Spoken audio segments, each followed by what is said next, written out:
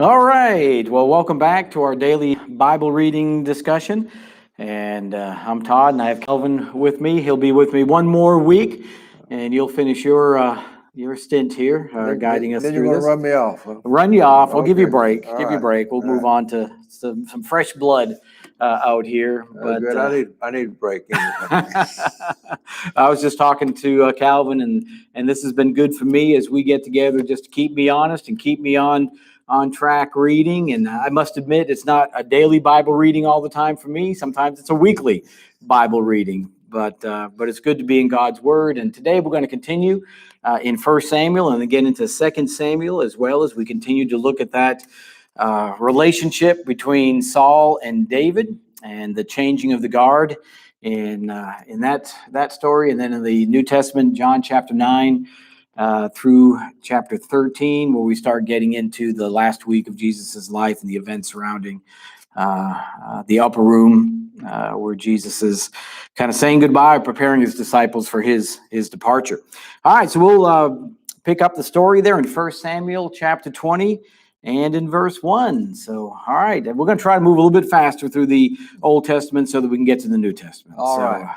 There you go. Todd's going to help me do that. Yes. Right. Yes. Okay. Good. Okay. 1 Samuel 20, we find that, David knows Saul's trying to kill him, Oh, yeah. The secret's out. He's made more than one attempt already. And he just says, I know he's trying to kill me. He talks to Jonathan, his good friend, Saul's son. He says, I just don't understand why Saul wants to kill me. Right. And Jonathan says, well, I don't think he is. I don't think he is. He's caught in a difficult position. He tells me everything important, and he hasn't said anything about that to me. Right. So David said, well, you find out and let me know. They took an oath between themselves. They reaffirmed their friendship with one another. And a strong bond of love and friendship that they reaffirmed. But the fact was that Saul really was trying to kill kill David. Yes. And Jonathan, in his conversations, it comes out. He realizes how angry and determined his father is, and so he warns David to flee. Yeah. And chapter 21, we find that David is fleeing. He comes to a place called Nob, and Ahimelech is the priest there. And David has some men with him, but they don't have any provisions. Right. And he asks the priest, "Can you help me?" But he does not tell the priest that he's on the run. Yeah. He says, why are you by yourself? A little white lie here. I didn't know you were coming. He said, well, yeah. I had to leave on a quick mission, and I didn't have time even to bring him my provisions or my weapons or anything. So anyway, Elimelech helps him. He doesn't have any regular bread to give him, but he has some of the consecrated bread that they've used and is left over, and said, okay, you can take this. Right. And so they took the bread, and David says, I don't even have a weapon. Do you have any weapons? You have anything laying around? Have any weapons here? He says, well, the only thing we got is Goliath's sword. Yeah. So it kind of comes full circle here. It's been it's wrapped up over there behind the ephod, and if you want it, you can have it. Yeah. Now I think Jesus is going to reference this event in the Gospels where the showbread, or the bread of the presence, is eaten by David and his men. It's kind of an exception that is made. Kind of an exception in the debate about the Sabbath. And Jesus uses it in defense of his disciples plucking the grains of on the Sabbath day, right? So it says, sometimes the needs of people supersede the ritual observations. Right. So in chapter 21, David goes on to Gath. Yep. There is a king there named Achish. Lots of different characters. Hard for me to keep them all straight. Hard for me too. I have to look them up every time. But Gath was one of the Philistine city states. They say there were 5 Philistine city states. Gath was one of them. And so, he's got his own little local kingdom there, city state, and he welcomes David. David asked for some chance to stay there, and he does. Oh, I'm sorry. Oh, No, this is that's right. I'm sorry. Yeah, I'm ahead of myself. yeah. That's Achish is a farther little down. suspicious of why David has come to Gath, and so David is Yeah, kind of you're on to right. him there. Yeah. Farther down isn't the next city. Yeah. Yeah. As we So said, David- there's too many things Yeah. to keep up with. David pretends to be insane Yeah. in this particular instance to Yeah. try to protect himself, and so Yeah. Achish says, why bother with this guy? And so Right. David hides behind that yeah. insanity defense, more or less. It's kind of sad and funny at the same time. Think of David acting like he's, spittle running down his face and acting like he's insane just to, so they won't see him as a threat of any kind. Right. And they let him go. I'm sorry. Thank you. No, that's right. As soon as I said it, I said, whoops, Wait that's a not what it says there. Okay.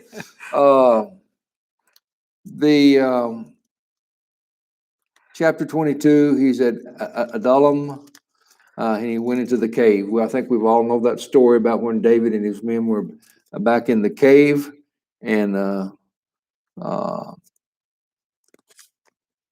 said 400 men were with him. David went to Mizpah in Moab.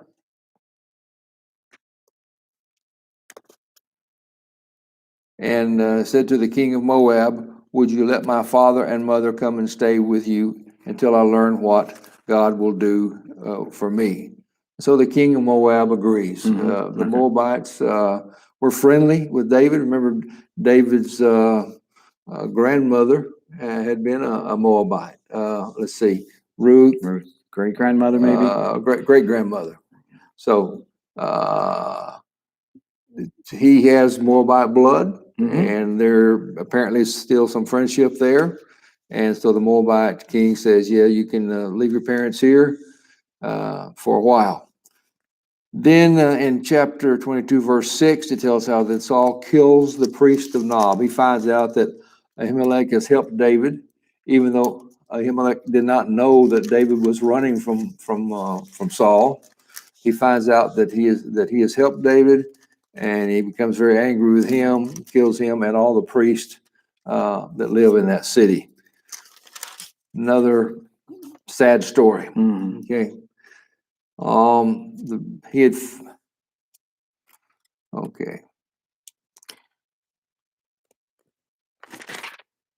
Chapter 23.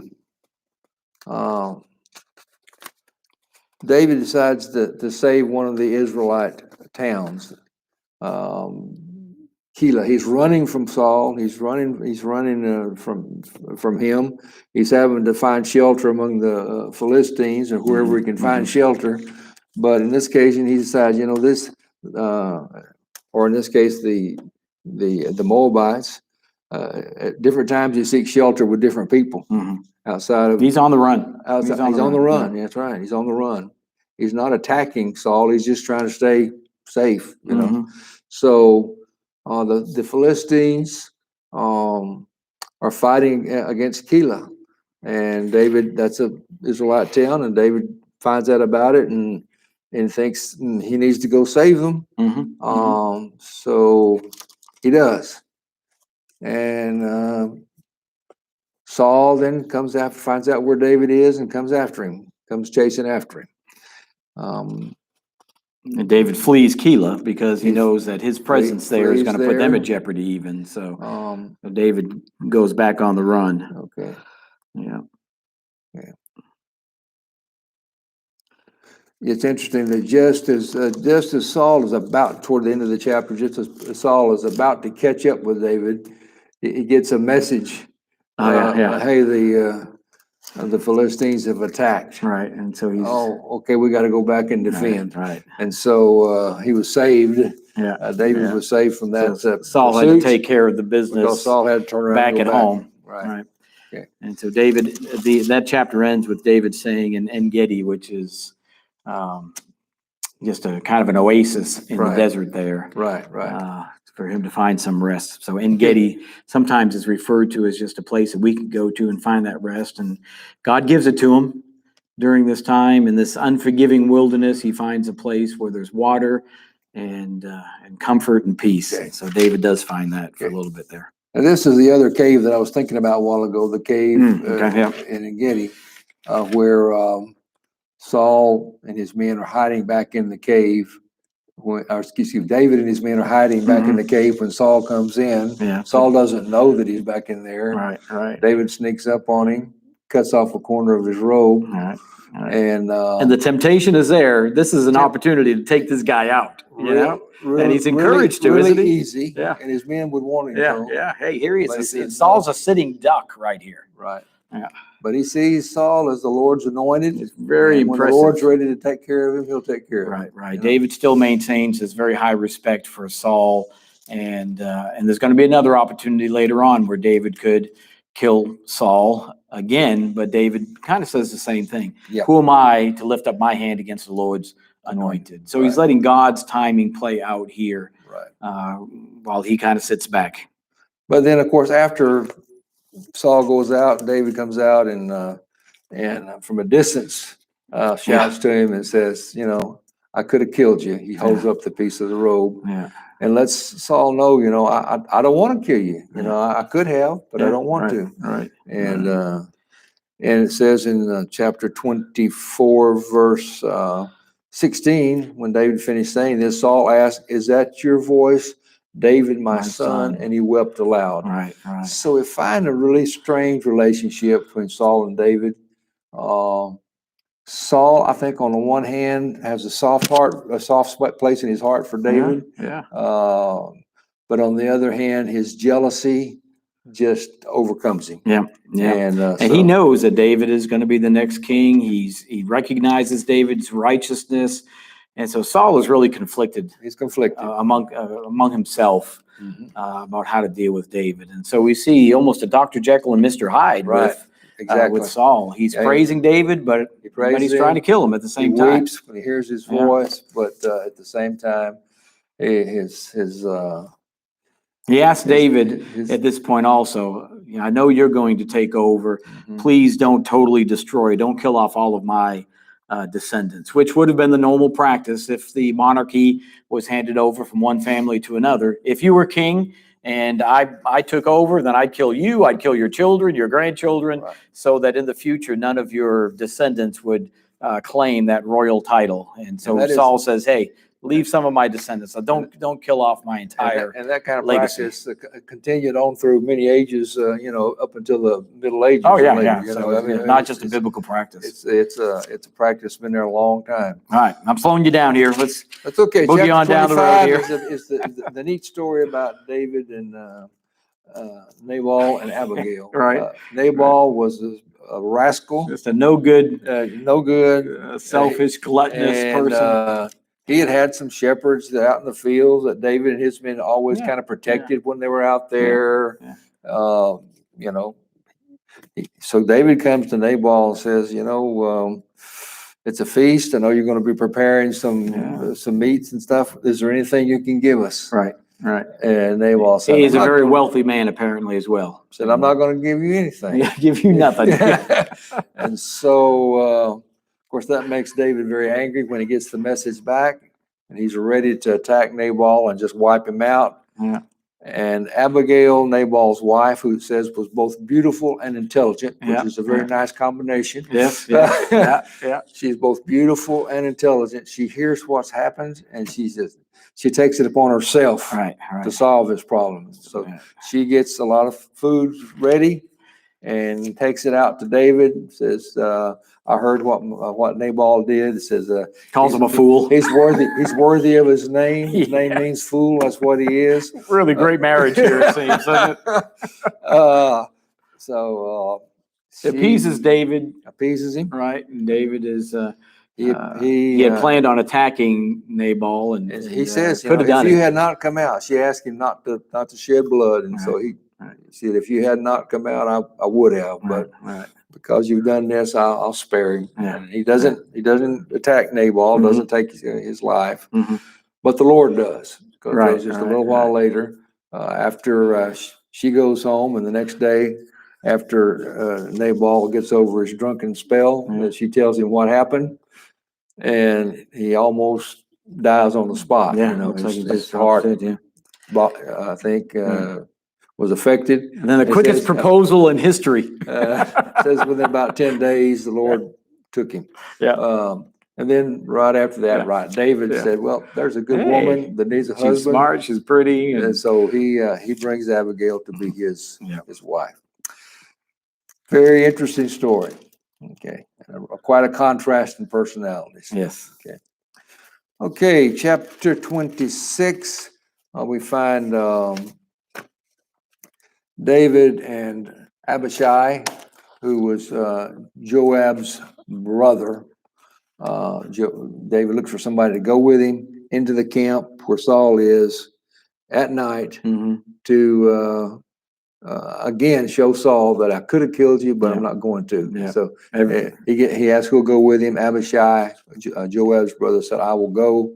And they sneak in the camp at They're night. all asleep. Everybody's sound asleep. And apparently God had caused this deep sleep to come over all of the Saul and Abner, his bodyguard, more or less, and everyone else. Yeah. So David says, Abishai wants us to go ahead and kill Saul. Again, sitting Saul's down. men are always ready to kill Saul. Right. Well, that's the logical thing to do. David said, nope, don't do it. Said, let's just take Lord's his spear, take his water jug, and we'll leave. That's what they do.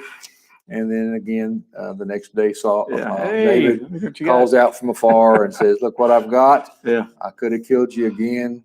But I like in 26:21, Saul's response. I have sinned. Come back, David, my son, because you considered my life precious today. I will not try to harm you again. Right. Yeah. I'll try not to kill you. Yeah. But, again, Saul. And I think he meant it probably At the moment. Right. At the moment. But again, that conflict that Saul has with David. Poor Saul really is struggling. Yeah. Okay. So, David said, well, I got your spear over here. Send one of the young men over here to get it. I'll give it back to you. And he does that. Saul says to David, be blessed, my son David. You will do great things and surely triumph. And that's great. David went on his way. Saul returned home, but David knew this is never going to end. It said chapter 27, verse 1 says, David thought to himself, one of these days I will be destroyed by the hand of Saul. I mean, I know that there are times that Saul repents temporarily, but I know that one of these days Saul is going to kill me. And then David he forms an alliance, an unlikely alliance with the Philistines. So he's going to go to those territories and hang out there for protection. Very unlikely. And I think because he knows that Saul is not going to try to capture him when he's with the Philistines, because Philistines, they have a mighty army. And so David finds some refuge in this alliance with the Philistines. Right. Which, that's basically chapter 27. Is that? This is kind of strange because, this is the same place where earlier Gath, the same place where they were suspecting David, didn't want him to come there. But that's where David goes back in chapter 27, and with Achish, the son of Moab, king of Gath, and then he makes an alliance, as you say. And while he's there in peace locally, he goes out and raids some of the. He's kind of fighting for the Philistines cities around. And so he's really making friends with this one particular Philistine king. Okay, and he gives him his own town, Ziklag, and David says, it's not right for us to just be on top of you all the time. Give me somewhere else we can stay. And so they are given the town of Ziklag, which kind of makes headquarters for a while. Chapter 28 is a very interesting chapter, a little bit difficult chapter because even though we find in the Old Testament and the Bible in general that sorcery and mediums and all that kind of thing are condemned. We find here that there was still at least one medium in the land, even after God's commandments to cast them all out, and they hadn't cast them all out. When Saul came in, one good thing he did was, it says he cast out these folks from out of the land, but there was still some in hiding, I guess. Right. And there The was underground. one in Endor. Yeah. And Saul goes looking for us. I need somebody to tell me Well, Samuel is dead. what the Lord's will is. I need to talk to Samuel, because he had not been, he said in verse 6, he inquired of the Lord, but the Lord did not answer him by dreams or Urim, which was with the ephod, and the Urim and Thummim, which the way they predicted things, or the prophets. He says, I've just been looking every way for the Lord to tell me what to do. Not getting any word. I'm not getting any word from the Lord. So I would really like to talk to Samuel. Yeah. Of course, Samuel's already dead. Yeah. So he finds this medium and convinces her. And Saul disguises himself. Of course, she's going to see through that disguise later on. But. Yes, but she doesn't. If Saul comes to her as King Saul, she's even going to deny being a medium, Right? because She thinks it's against the law, and she'd be in trouble. Right. But he disguises himself. She does what he asked. Samuel comes forth, says, "Why have you disturbed me? I was doing fine, I was enjoying my rest." Exactly. But why have you disturbed me? Saul says, "I need to know. Should I attack? What's going to happen to me? The Philistines are fighting against me. The Lord won't answer me." Verse 16, Samuel said, "Why do you consult me? Now the Lord has turned away from you and become your enemy." Yeah, I like that response. The Lord has done what he predicted through me. I mean, it's coming to pass just as you were told. It's taken a while. Yeah, it's almost like Samuel was saying, "Saul, why didn't you didn't come to me often when I was alive, and now you're asking my advice?" Well, he's confirming what he had already prophesied, and so in this debate, is this real? Is this, did she really conjure up the spirit of Samuel? All these questions are beyond our discussion here today. But I think one thing is critical is that whatever this medium does, it doesn't conflict with what has already been said. And so it's not as if new information is given or conflicting information is given. It is just a confirmation of what the Lord has already No new revelation. No new news here. Yeah, No. yeah, okay. No, I told you when I was alive. I'm telling you now when I'm dead. You're going to fall. Okay. Yeah. And of course, when Saul hears this, he's scared to death. Oh, yeah. He's so frightened, says that he couldn't eat. Right. The woman convinces him, you need something to eat. Yeah, so and his men that were with him convinced him. They finally convinced him to eat something. Yeah. But then later that night he left. Okay. Chapter 29, Achish sends David back to Ziklag. That's the town that he'd given him, and he goes back there. The Philistines are going to attack, and it seems as if David is going to assist the Philistines in this raid on the Israelites, and that's when this one Philistine king that David's been hanging out with is all for it, but there are some other Philistine kings that say, "Now we're not going to take this David. We don't know. We can't really trust him." Right. And so then David is basically told, "I'm sorry, you can't fight this battle. We're going to take this all by ourselves." Yeah, Achish trusts him now. He's been with him a long time, and he trusts him. He said, "You just go to the battle with me, be a part of my army." Yeah. And I find it surprising that David is willing to go up and fight this battle. It is strange. Yeah. It is strange. Yeah. But he was willing to go. I guess if he wasn't going to take Saul's life himself, he's already shown that. But he's been supportive of the man who's hosted him. Yeah. But when they get there, the rest of the commanders of the Philistines said, "What's this guy doing with you? We can't trust him." Yeah, so they still remember the Goliath story. They're not going to allow. But I see that David, that God is almost protecting David, because this raid by the Philistines is going to result in the death of Saul and Jonathan. And had David had his own way, he would have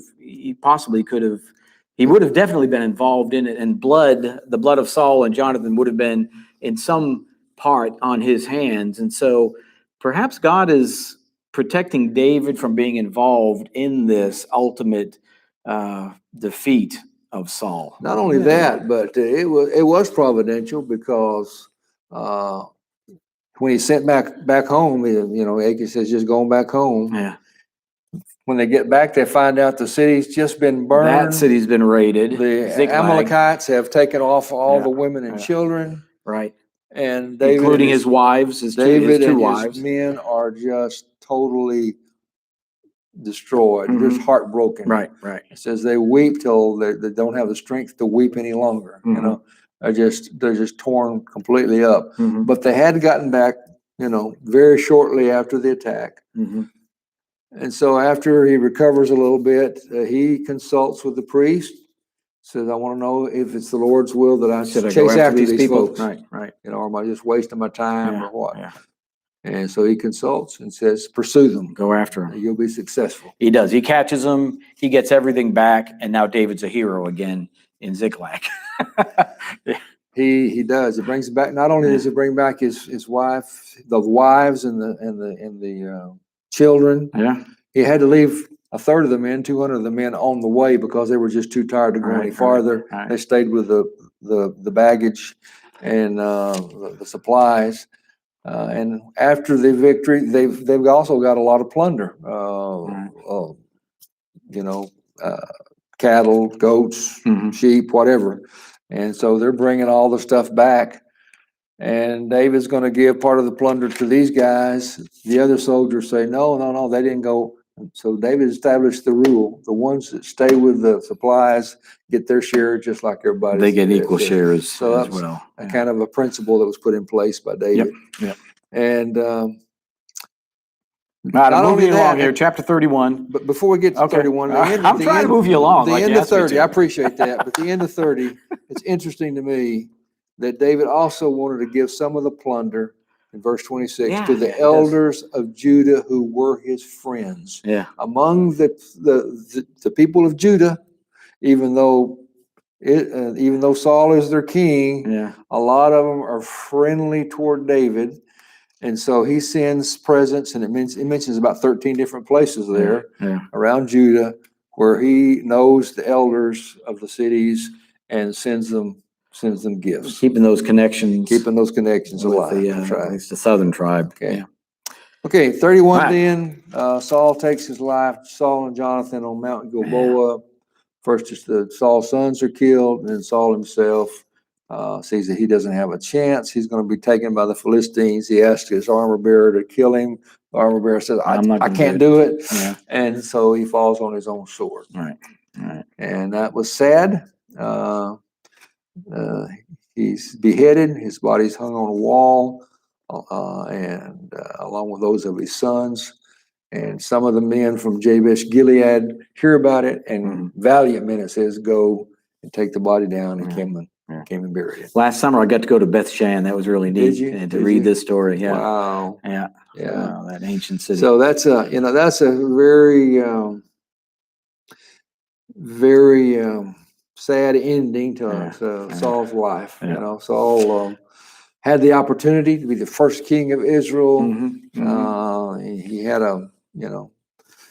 the Lord was with him, but he wasn't obedient. Yeah. And lots of terrible consequences. Yeah. Okay. Okay. 2 Samuel 1 and 2. We find that when David hears of Saul's death, he's really torn up. Yeah. A young Amalekite who'd been on the Mount Gilboa. Apparently, he was like a mercenary in the Philistine army, and he comes and says, I was there. I said, I'm bringing you Saul's crown and his armband. He brings those to David, recognizing him as the king. But he said, when I found Saul, he wasn't quite dead. He had fallen on his sword, but he begged me to kill him, so I did. David said, well, you shouldn't have done that. And so it's sad. David has him Here, killed. this young man who apparently acted in good faith and trying to be merciful, and Saul was still in David's mind, the Lord's anointed, and you should not have taken Right, his. right. This guy may have been trying to weasel his way into David's may have good been, favor yeah. too. You I'm, wonder- yeah, I'm judging him there. You wonder but- about his motives, but Yeah, he did bring David the crown. Well, I think that was worth something. Anyway, the last part of chapter 1 is David's lament. Very beautiful lament, It is. and it's comparable to the Psalms, Yep. and Yep. worth reading, but we can't do it justice right now. How the mighty have fallen. How the mighty have fallen. have fallen. Yeah. And so then David moves from Ziklag to Hebron, and there he reigns for 7 years in Hebron. The people of Judah anoint him, Right. recognize him as king. Which is more in the southern kingdom, and now we're beginning to see foreshadowing of a division in the kingdom. It's still 80 years away or so, but Yes, you can yes. see the north and the south. Yeah. There's a different political. Yeah, the North alliances hasn't accepted him yet. They Right. eventually will. They but will. They haven't yeah, yet. right. But for a long time there was wars, continuing war between the house of Saul and the Mhm. house of David. Mhm. Okay. So Abner makes Ishbosheth, Uh-huh. Saul's son. He anoints him king over Right. Israel. Yeah. And so we do have at this period, we really have two kings, I guess, Right. over the people of Israel. And it says in chapter 3, verse 1, the war between the house of Saul and the house of David lasted a long time. David grew stronger and stronger, while the house of Saul grew weaker and weaker. Mhm. So that's where we'll take that up next week. All right. All right. So David is going to be king. Saul is dead. Samuel is dead. And it's going to be the golden era, really, of the Israelite nation with David as king. All right. So let's switch gears here and go to John chapter 9 and Chapter pick 9. up the story of John's account of Jesus's ministry. All right, first event, Jesus is going to run across a man who was blind from birth, and that's going to bring up some questions about why that's happened. And of course, Jesus is gonna perform one of his miracles. Okay. First of all, his disciples asked Jesus, "Why is this man blind? Right. Because of some sin of his or his parents?" Mhm. And Jesus said, "Neither one. So Right. the glory of God may be made manifest, Right. or the work of God might be made manifest in his life." Right. And then we find that Jesus did heal him. He spat on the ground, made some mud, applied it to his eyes, told him to go wash in the pool of Siloam. He did, and he can see. Right. Been blind all of his life, Yeah. but now he can see. Yeah. His neighbors say, "Look at him. Is that the right guy? And then someone said, "No, it looks like him, but it can't be him." Okay? Right. Yeah. Then, of course, the leaders want to know, well, what happened? How were your eyes open? It's the Sabbath again. Another Again, Sabbath it's miracle. Okay. Yeah. Yeah. Yeah. Jesus had a habit of doing that, didn't he? He does. The man they called Jesus made some mud, put it on my eyes, told me to go wash the Siloam and Yeah. wash.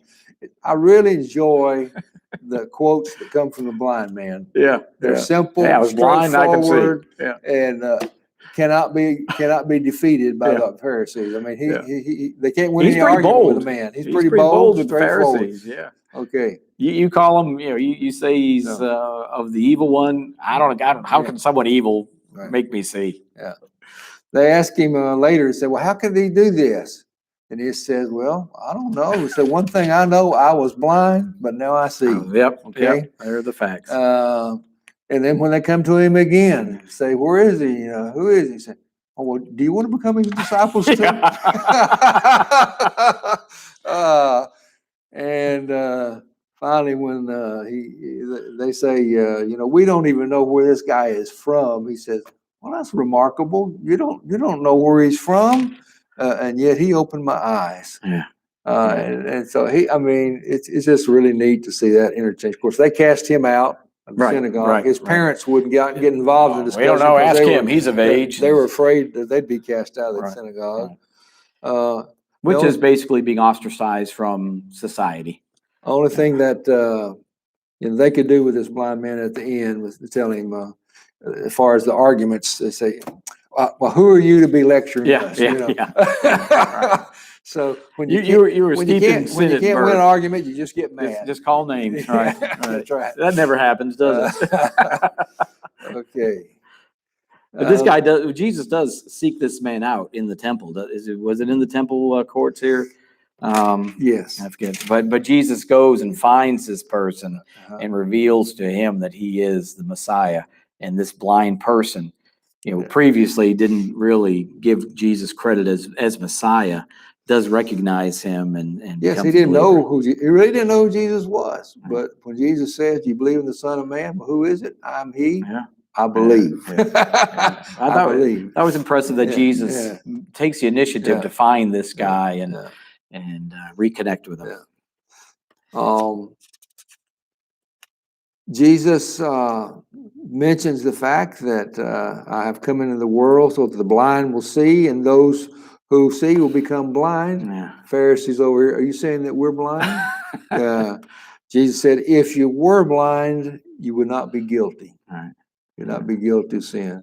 But now that you claim you can see, your guilt remains. So, it's not that you can't see, you just don't want to know. You don't want to know the truth. Right. You say you can see, so you are guilty. Yeah. You are guilty. You can't see right in front of you Right. who is here. Right. Yeah. Chapter 10. Okay. The Good Shepherd.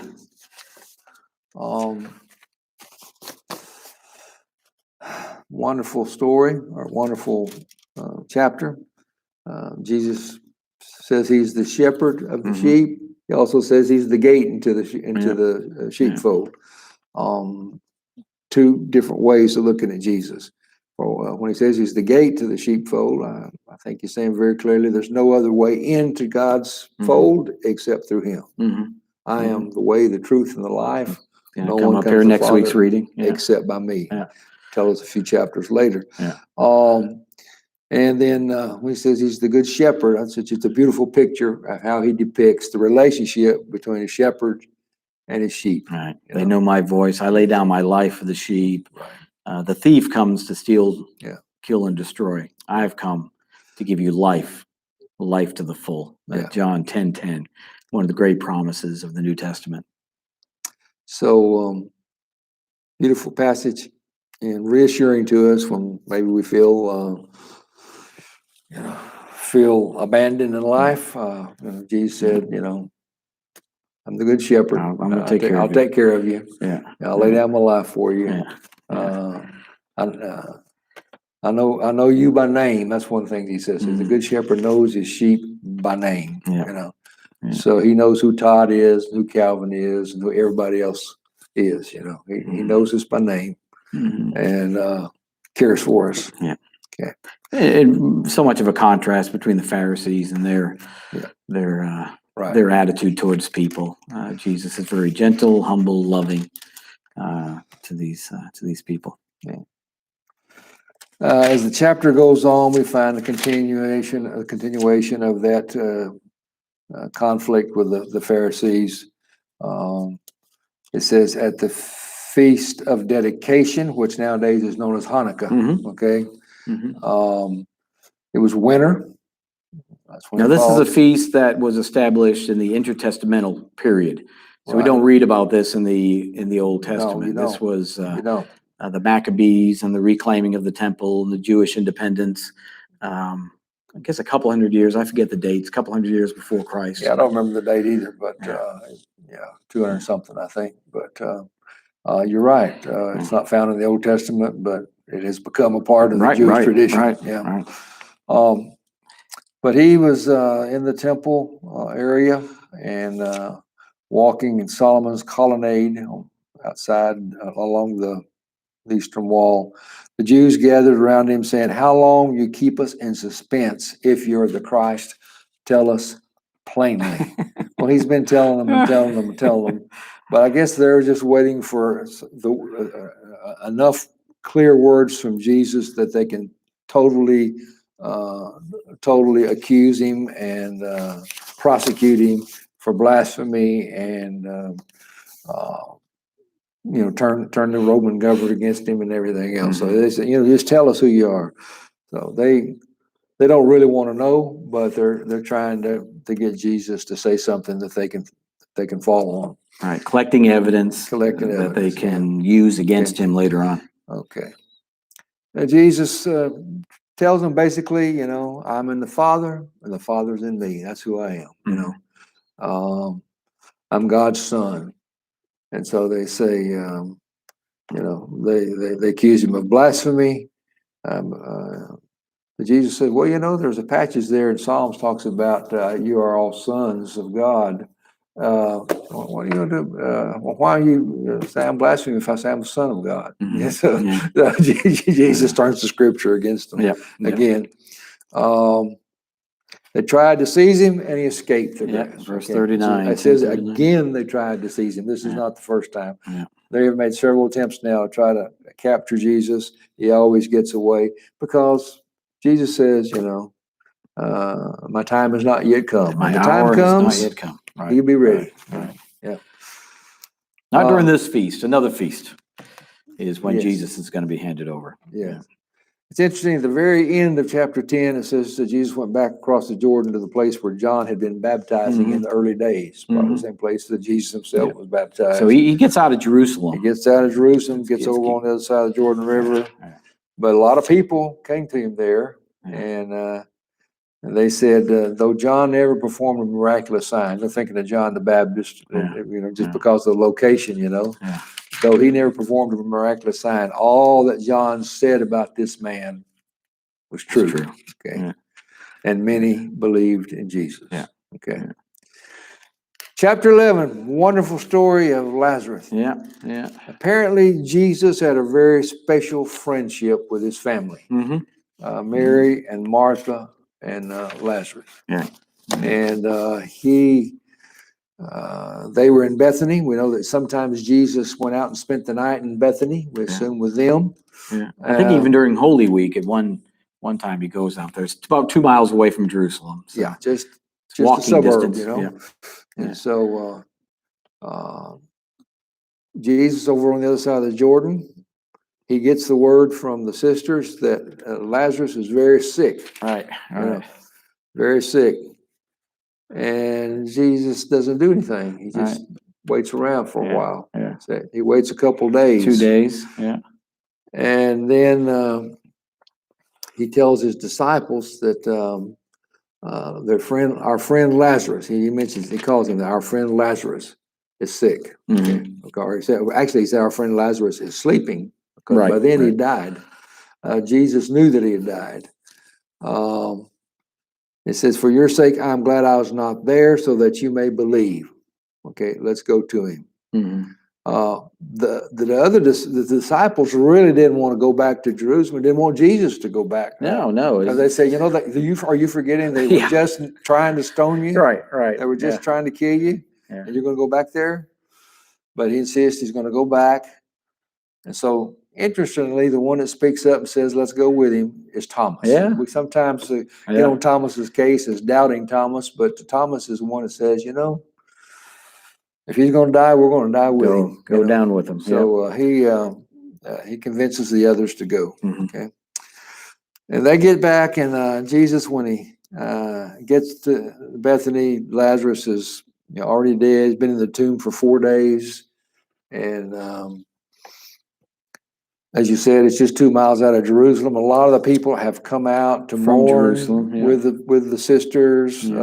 Apparently, they were a well-known family. Had lots of friends, at least relatives, friends, people. And people have just come out to mourn and be with Jesus. They do that, and in this context, Jesus, both sisters says, "If you'd been here, our brother wouldn't have died." Jesus says, "I'm the resurrection and the life. He who believes in me, though he dies, yet shall he live." So, of course, he then raises Lazarus up. It's in this context, before he raises Lazarus, seeing the sisters' tears and the tears of all the other people, he's just overwhelmed, and that's we find that. Favorite memory verse? Favorite memory verse, John 11:35. Jesus wept. So, but it is a he's verse. experiencing the pains of humanity. when we get to the book of Hebrews, Yeah. the writer there is going to Yeah. drill down to that concept is that Jesus lived like you and I lived and experienced, and that way he can sympathize with us.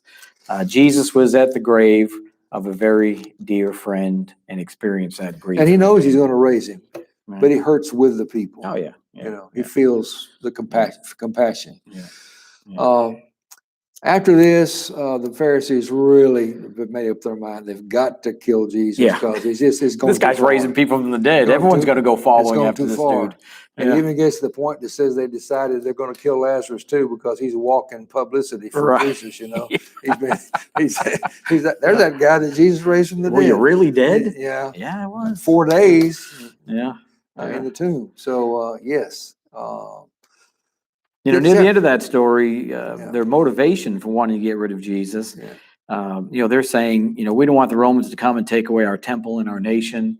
So, I don't know if that's their main motivation or not, but they're concerned that Jesus is, his talk about the kingdom is going to upset the Romans, and the Romans are going to come in and destroy Jerusalem. And even though they don't have independence, they do have a level of independence. They have their own land, they have their own temple, they can practice their religion, and they see Jesus as a threat to that way of life that they've been enjoying, so to speak. Sure. And of course, that way of life is really advantageous for them because they are in the positions of prominence. They're respected. I think one says the Romans will come and take away our place. It's not just a physical place; it's their place in society. It's their power. It's their position. Yeah. So always people in high positions don't want any changes. They like things the way they are. Yeah. Okay, chapter 12. Jesus was anointed by Mary in Bethany, and Judas was critical because she spent that very, very expensive perfume anointing Jesus' feet and drying them with her hair. And Judas says that could have been sold and given to the poor. Right. Of course, he had other ideas what he would do with the money as the treasurer. But he helped himself to some of that. That was his reasoning. Yeah.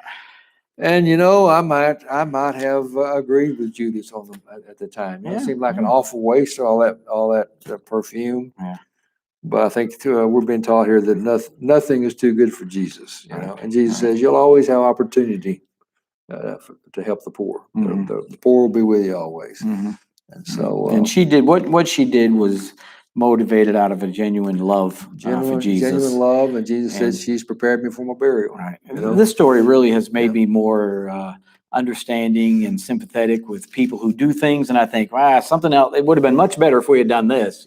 To recognize that, hey, Jesus is pleased with that service because it was done out of a loving, compassionate heart. And so sometimes we put ourselves in that position of criticizing what everyone else does if they don't agree with us. And maybe, like you said, maybe it wasn't the best use of the money. Yeah. But let's look even deeper than that. Let's look at people's motives and how is Jesus responding to their acts of service. And that does really help me as I kind of look at what other people do. And everyone has a passion, and everyone thinks the church should be dedicated to this. Someone else, we should be dedicated to this. We should be dedicated to this. But we recognize that these different passions are all received with joy by Jesus. Right. It's a great story. It's a great lesson. Love the story. Jesus predicts his death again. He's done it so many times. Predicts his death again in chapter 12. He's going into the city of Jerusalem. He knows he's about to die. Verse 27 has always been jumped out at me. Jesus says, "Now my heart is troubled. What shall I say? Father, save me from this hour? No, it was for this very reason I came to this hour." Yeah. So, Jesus is struggling. His human nature doesn't want to die. And he knows he's going to die. And what should I say? Father, save me from this hour? No. I've come for this purpose. So he's, he's not. He's got to refocus. His priority is do his Father's will. no matter what. Yeah. So this event in 12 is the Palm Sunday triumphal entry, not quite as a broad description as we find in like Matthew or Luke, but this is the beginning of that last week of Jesus's life once we get into chapter 12. Right. And he knows it. Yeah, Jesus knows it. He's Yeah. coming to Jerusalem this time. Yeah. He's not going to leave. That's right. He's going to be killed. He's going to leave Now, his eventually as disciples a are risen right. Savior. If you go back, it'll be your last time. Yeah. And they were right about that. Yeah. Okay, let's go on over to chapter 13. Jesus washed the Mm. disciples' feet. When he got together with them at the Passover feast, we find that he washed their feet and did it as an example Right. for his disciples. Yeah. Yeah. Said that no servant is greater than his master. Now that you know these things, you will be blessed if you do them. Mm-hmm. Okay. Mm-hmm. So it's a beautiful story, but it's not just beautiful to know. It's something we need to find All to right. put in practice. If your master is doing this for you, for the servant, how much more should the servant be willing to humble themselves and wash feet of others? Yeah. So we need to be finding ways of washing one another's feet, of serving people's needs, and no matter what their status in life is and what ours might be, we need to be servants. Yeah. Okay. Yeah. And Judas, it's been revealed that Judas is going to be the one that betrays Jesus. Judas is one of those whose feet are going to be washed. Right. Even Judas' feet. Can you imagine that? Even Judas' feet. That heart that And Jesus Jesus had. knows it very well and predicts that here Right. at the supper. Yeah.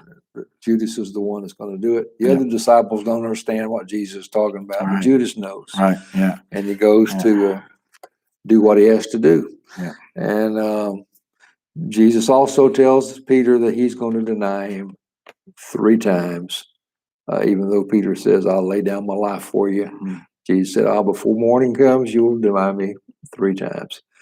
We'll see the rest of this, what Jesus has to say at that Last Supper. Mm-hmm. So they're in the upper room. Next week. It's Thursday night, I guess it would be. And then, of course, he's going to have a long discussion here with the apostles about the hope that is still out there, even though he's going to be leaving. All right, Calvin, thank you very much. We will continue 2 Samuel and more exploits of David. See you next week. And then we'll wrap up the Gospel of John. So keep it up, and we'll see you next week in our daily Bible reading.